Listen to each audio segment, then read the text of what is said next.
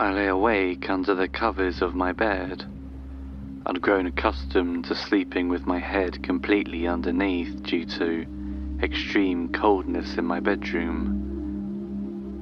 We had recently moved house, and although we were settling in quite well, the cold was something we all had to adjust to, especially with winter slowly creeping in. As I gazed blearily into the dark blankets, I started wondering what had awoken me, for I had been sleeping peacefully until this moment. I strained my ears and caught a very faint creaking sound, almost rhythmic in its regularity. I shut my eyes once more. It was simply the shutters on the windows creaking in the wind. I settled back into the pillows and listened to the noise.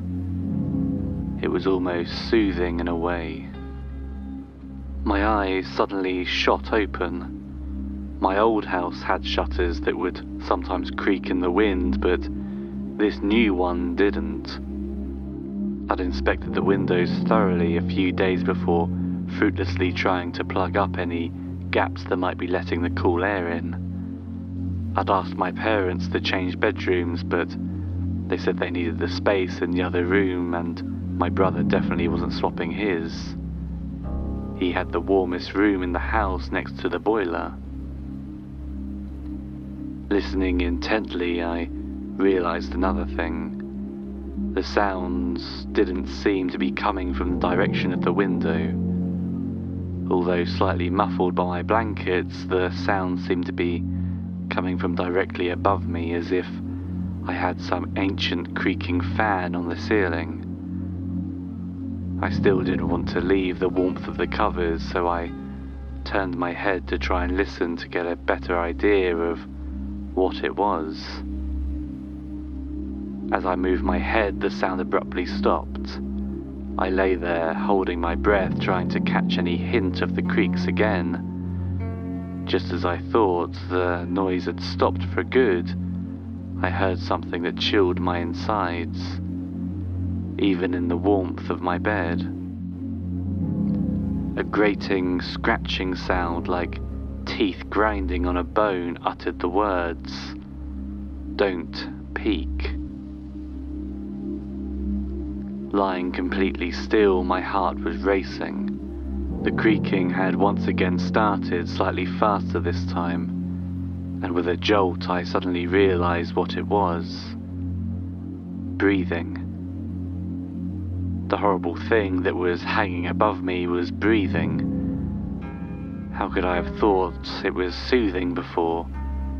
It was a horrible choked noise, sounding more like a death rattle now than the quiet creaking of before.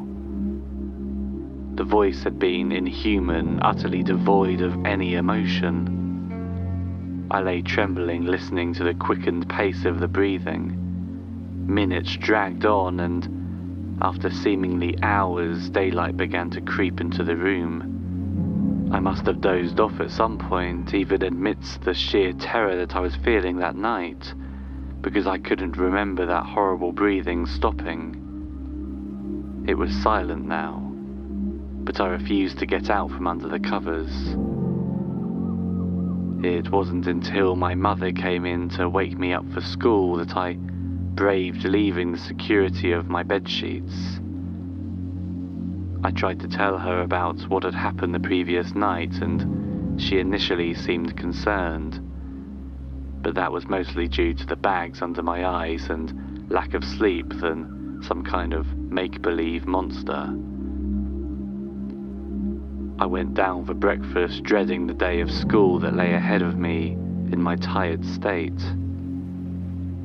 As I predicted, school went by slowly, and I dozed off in class multiple times, much to the annoyance of my teachers. After a short talk with the principal after school about making sure I get enough sleep and not to let it happen again, I could finally start the walk home. As I walked, a new dread filled me. Would it be back tonight? 40 minutes later and I was walking down the driveway. Seeing the lights from the windows was comforting. It was already getting dark and I really didn't want to be the one walking alone at night. I went inside and was instantly cornered by my mother, who had a phone call from school earlier on. They had told her about me sleeping during lessons and she wasn't all too happy. I was told I was going to have supper and then get an early night so that it wouldn't happen again, much to my disdain. I ate supper as slowly as I could in order to prolong the time it took me to have to go into that room again. All too soon my plate was cleared and I was sent up to bed with a warning about no TV if I let it happen again. That was the least of my worries. I climbed into bed and made sure that my door was ajar and the landing light was left on. I could hear the TV and murmurs of my parents, which gave me some comfort. At least they weren't too far away. The room was getting cold again, but I refused to go under the covers. The light from the door partially illuminated the room and banishing the darkness, giving me courage. I lay like this for a few hours, partially dozing off when I heard the sound of the TV go silent and movement signalling my parents were heading for bed. I listened to their door close and sighed. Maybe there was nothing after all. The light spilling into my room comforted me and I curled up underneath the covers away from the cold. I awoke staring into blackness. It took a while for me to realize what was wrong. The light from the landing had gone off. I could tell without leaving the warmth of my bedsheets. I felt an icy chill and memories from the previous night come rushing back. I lay still as a corpse as I held my breath, listening. It was there. I could hear the rasping, rattling sound of its breath. A shuddering sigh escaped my lips and I realized that was a mistake. The hideous breathing intensified as if some unhuman being had realized its prey was trapped within its grasp. To my horror, the breathing got louder. It seemed to lower from the ceiling towards the thin barrier that lay between me and it. It sounded like it was a few feet above my bed now. Its dry rattling was all I could hear, until once more, "Don't peek." The voice sounded even more terrifying when it was this close. It was all I could do not to scream. I knew that if I tried to make a noise, it would silence me before the sound had even left my throat. I closed my eyes, tears escaping through my scrunched eyelids as I waited for dawn, and it watched. I was awoken by my mother yet again. Sometime in the early hours I must have passed out from either fear or tiredness, perhaps both. I felt awful and I must have looked it too because my mother did a double take when I rose out of my blankets. She suggested I take the day off school, that I must be ill. I was tempted until she said, "A day in bed will do you good." I sat bolt upright and flat out refused. I was okay, I just felt a little iffy, but I'm sure it'll pass. My parents both have work and my brother would be at school. There was no way in hell I was going to be staying in this house, in that bedroom, on my own. Even in daylight it was an uncomfortable thought. The school day was another blur, falling asleep in class and speaking to the principal again. He was getting frustrated at my apparent lack of interest in my subjects.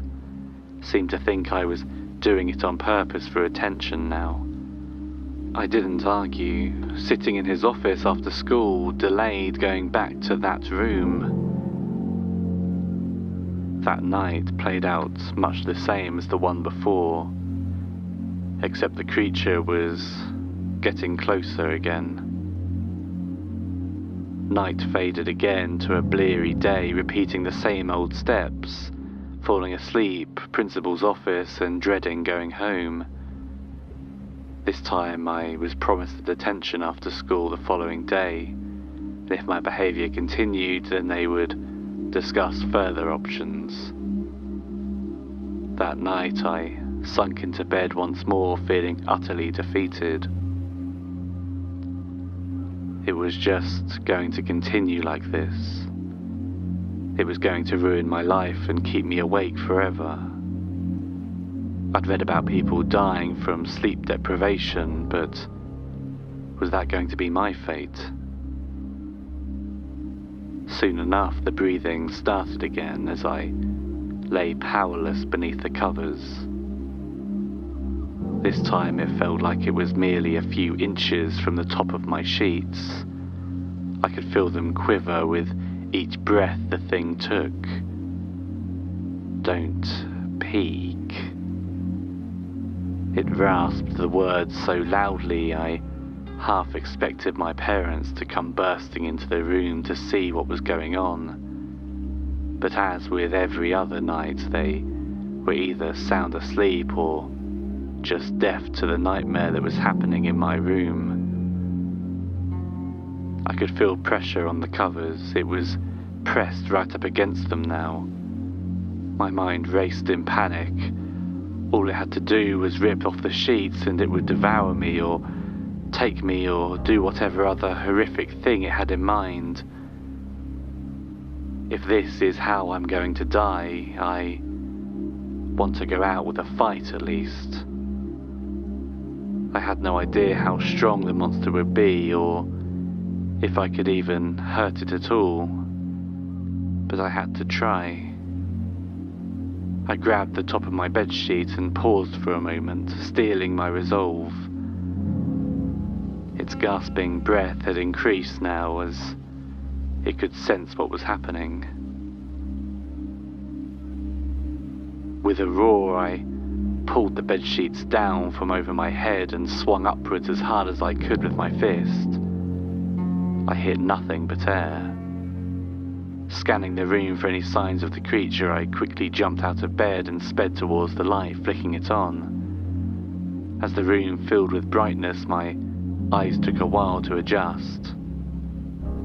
I had my back pressed against the wall so nothing could get behind me in my temporary blindness. Once my vision had returned, I had a proper look around, rummaging through my cupboards and under the bed. There was no sign of anything abnormal. I stood shivering. After the initial adrenaline rush, I was feeling the cold of the room again. My breath appeared mist-like in front of me. I glanced at the bed again, wanting to get back under the covers. After a few moments of consideration, I climbed back into the warm blankets. This time I refused to put my head under the covers, no matter how cold it was. I had left the light on, which gave me comfort. For some reason I was sure that the thing needed darkness to manifest itself. A glance at my clock told me it was 1:47 a.m. Had I defeated the monster? Maybe it didn't want me to peek because that was what it gained strength from, fear of the unknown. These thoughts swirled around in my head as my eyelids drooped. I awoke the next morning feeling refreshed. That was the best night's sleep I'd had in a long time. As my mother came to make sure I was up, she commented on my appearance. The bags under my eyes that had been present for the last few days had gone, and my face had colour once again. The day at school went well. Not once did I fall asleep, and I tried my hardest to catch up on what I missed. I still had the after-school detention to get through, but even that didn't seem so bad now I was properly awake. I could use the time to catch up on my work. As the school day drew to a close, I went towards the detention hall, feeling confident that the past week's horrors had ended. After detention, I started to walk home from school. I wanted to hurry because it was already getting dark. By the time I saw the comforting lights of my house, the sun had fully set. Opening the door, I called out an apology for my lateness before heading into the living room. The television was on, the usual wildlife documentaries my parents watched that I never had much interest in. The room was empty, however. I headed to the kitchen thinking maybe they'd already started dinner without me. But upon entering the kitchen, I stopped, confused. They had indeed started eating without me. Plates containing a half-eaten meal were sitting on the table, but there was no sign of my parents or my brother. A quick check in the other downstairs rooms confirmed they weren't there either. I headed upstairs in the vain hope they had decided to have a very early night. Even if that was the case, they wouldn't have left their meals like that. My heart was a dull thud in my chest when I reached the top of the staircase. A peek into my parents' room showed it empty, the same with my brother's. I was beginning to sweat now as I walked slowly towards my bedroom door. I gripped the door handle, my mind was telling me to turn around and leave, but I had to see. I pushed open the door and looked towards the bed. 3 black silhouettes were sitting up against the headboard. 2 larger, 1 smaller. They were unmistakable shapes of my parents and my brother. Something looked off about them, however.